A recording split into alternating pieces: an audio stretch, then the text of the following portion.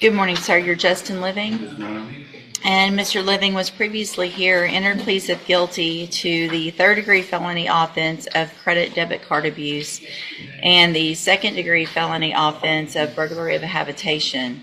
The agreement was for a cap of 10 years to run concurrently on each. I've gotten the PSI.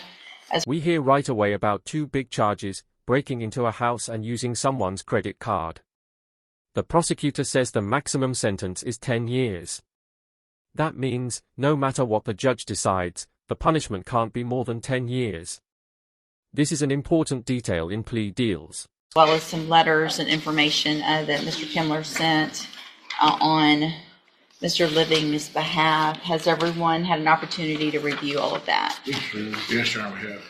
Are there any additions or corrections to the PSI? No, Your Honor.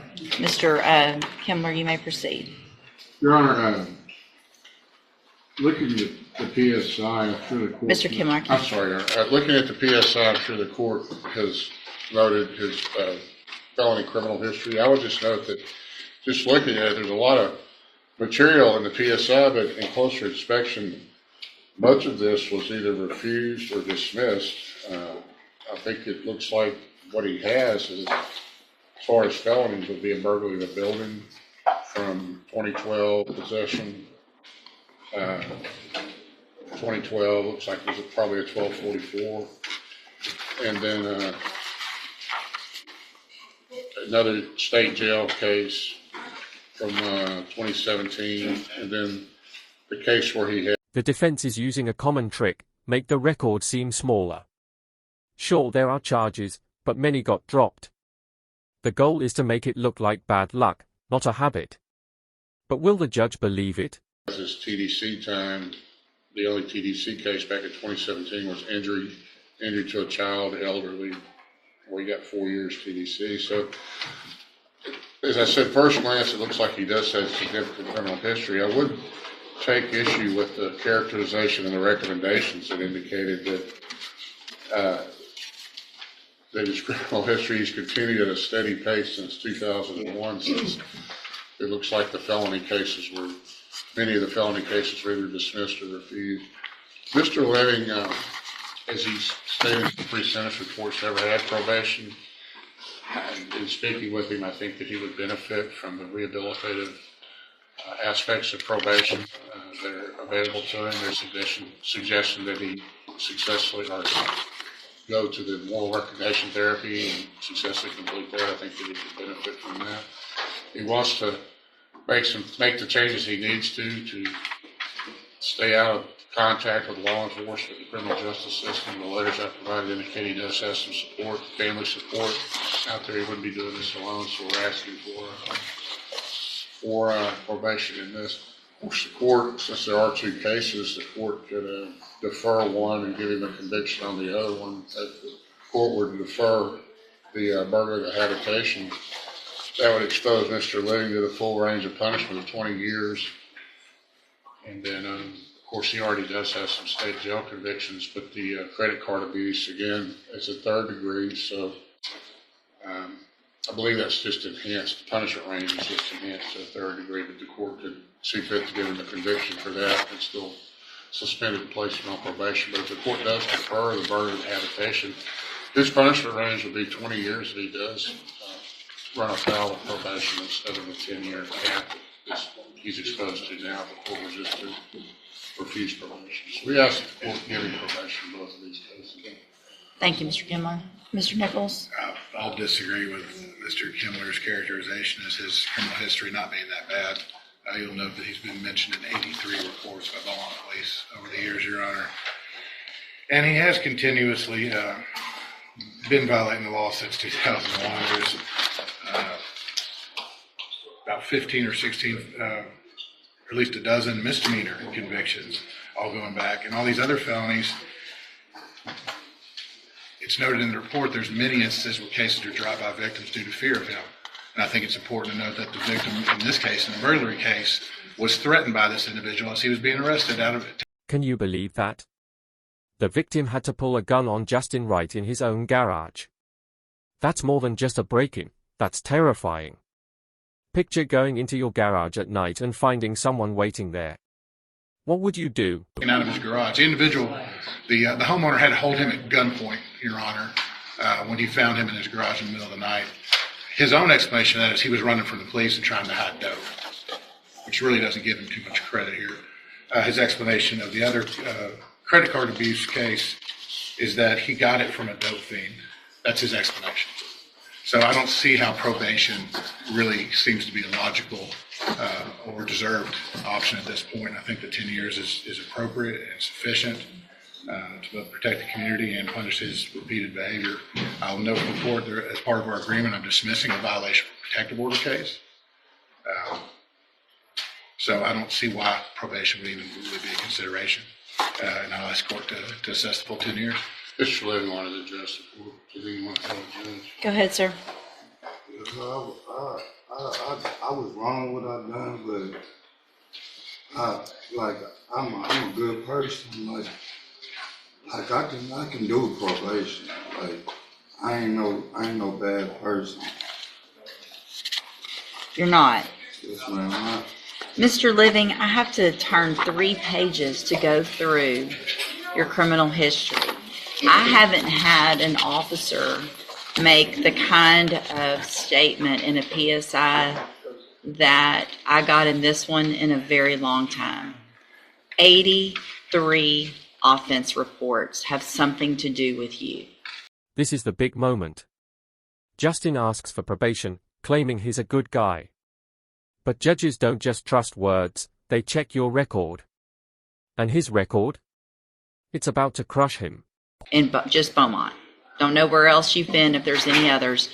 83. A good person doesn't have 83 police reports that have something to do with them.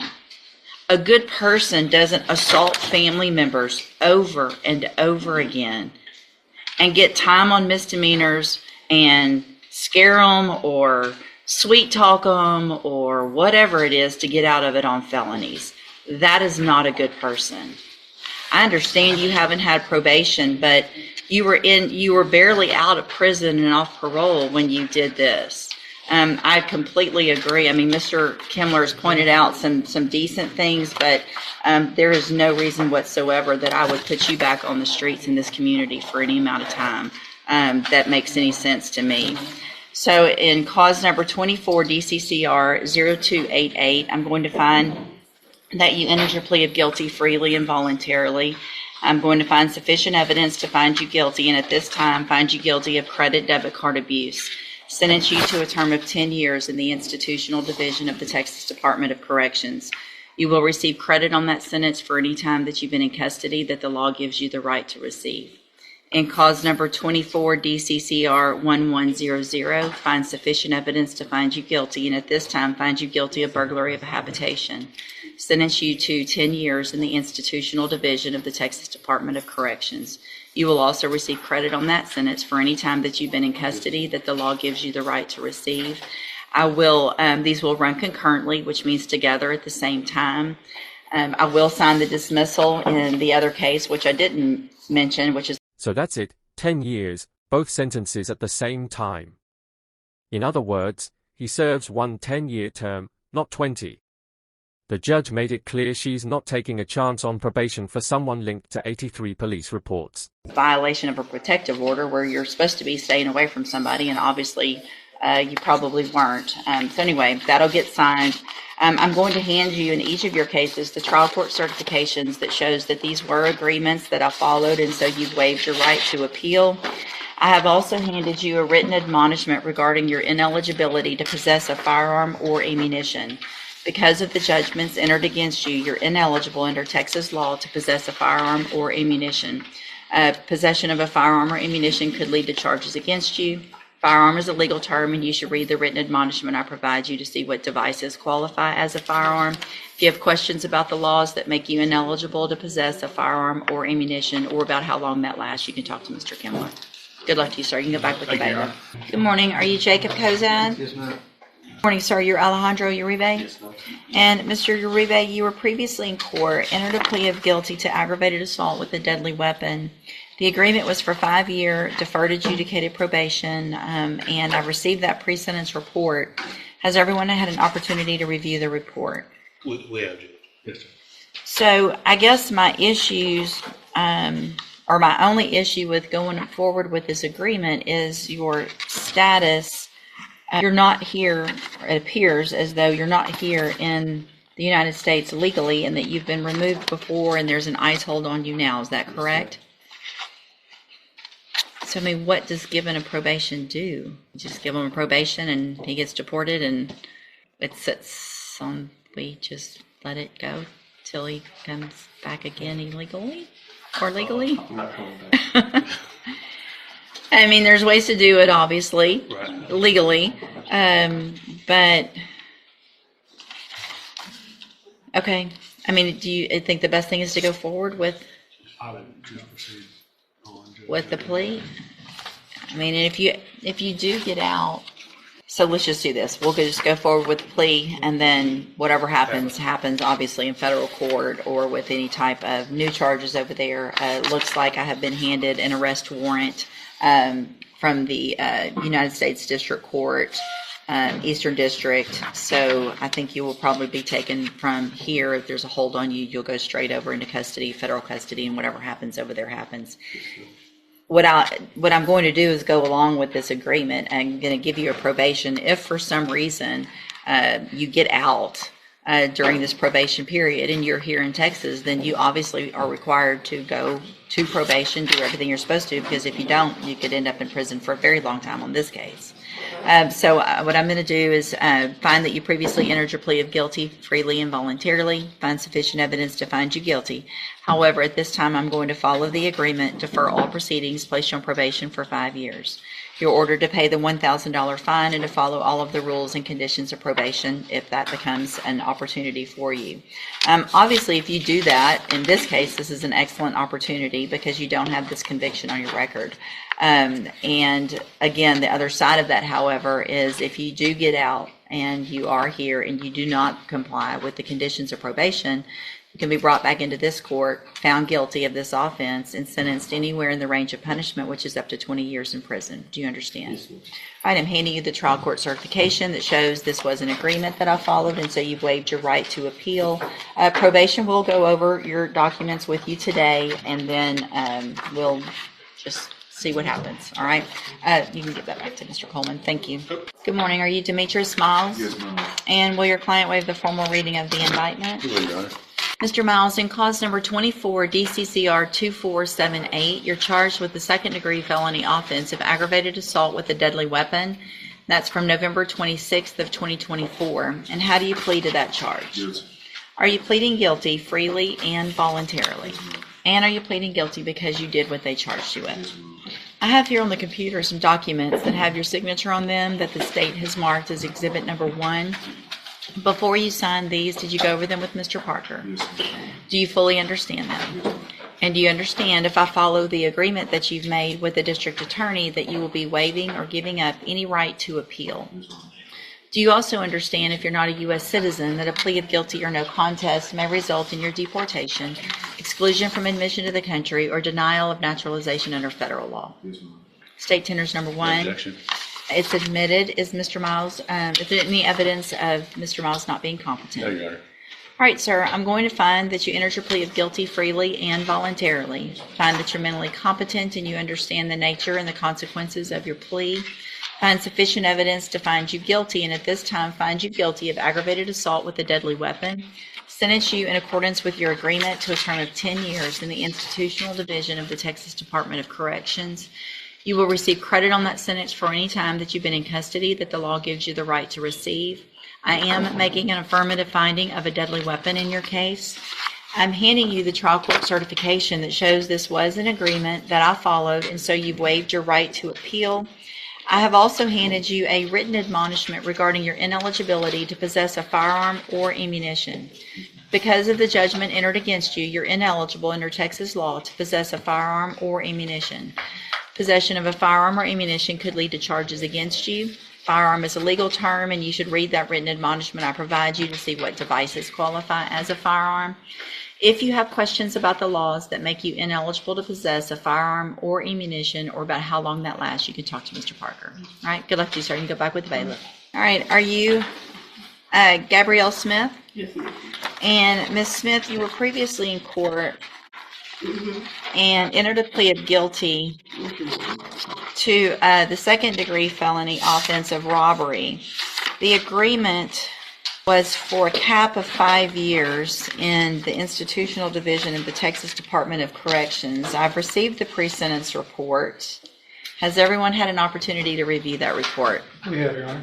I have, Judge, if I may, for the court, my initial correspondence with Mr. Rojas was that she possibly had a tremendous amount of history out of Louisiana that I just couldn't get a grasp on based on the NCIC that I had. Obviously now probation has successfully done that, and I'm not sure that coupled with her behavior in the jail is even appropriate for the 5-year sentence. I agree with you that it's not. It's not, yeah. I don't think it is either. So, Ms. Smith, I mean, your criminal history is pages and pages long. Hold on. I'm sorry.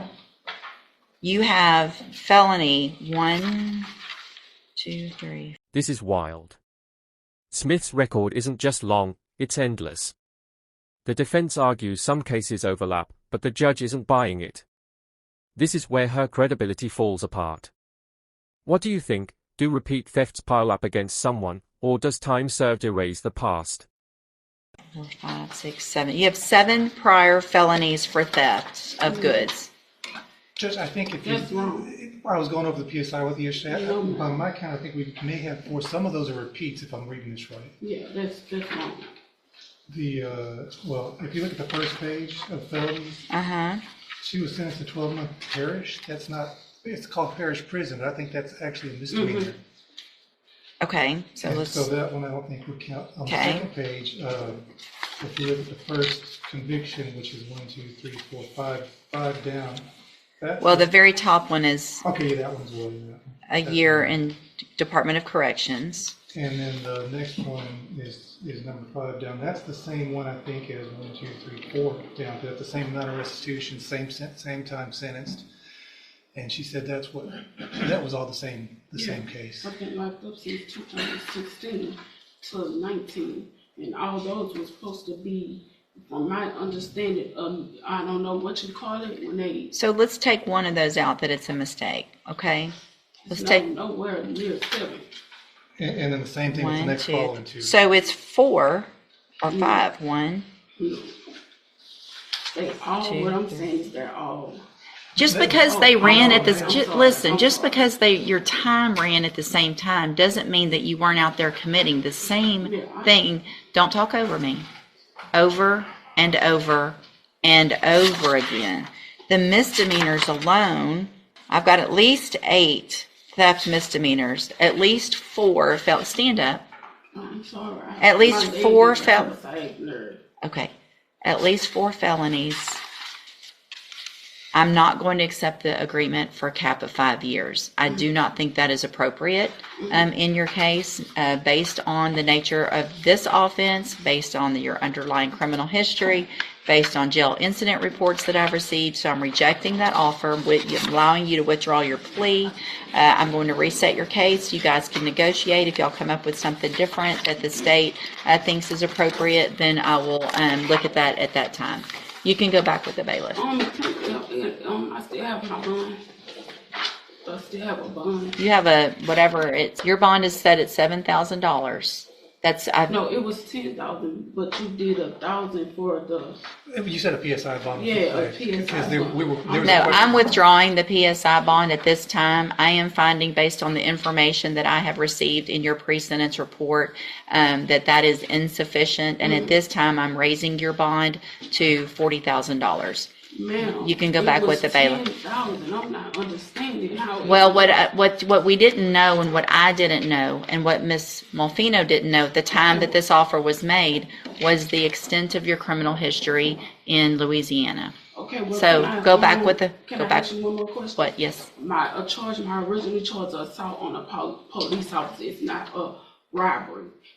She told me that I can but it was get re-indicted for assault on a police officer. I'm not understanding. Judge, that was also my Yeah, I'm not. Hold on, understanding. and when someone else, I'll let you talk.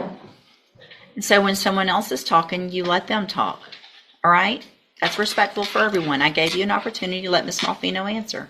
Judge, in my review of the file, I think the case can be charged as either one. Obviously, with her criminal history, would show the amount of theft. This was an instance that was underlying for the theft that either got out of control and could be indicted as a robbery or an assault on a public servant. They're both the same second degree. Right. We will also, if we can't reach an equitable agreement that the court agrees with, be moving to use those Louisiana prior to names. Okay, all right. Mr. Rojas will go over all of that with you. You can go back with the bailiff. I don't understand. Ms. Smith, come back. Ms. Smith, come back in front of, come back. I just don't understand. You cannot understand, but you're going to be respectful in this court. I'm very respectful. You're not Okay, being I'm sorry. respectful. I'm sorry. Because I think you do understand, because this isn't your first time being in a court of law. You've been in it numerous times in Louisiana, all right? When you walk out of here, you walk out quiet. There's no attitude, because I can make, things can get worse and worse and worse instead of better and better and better, right? Go back with the bailiff. Let's try it again.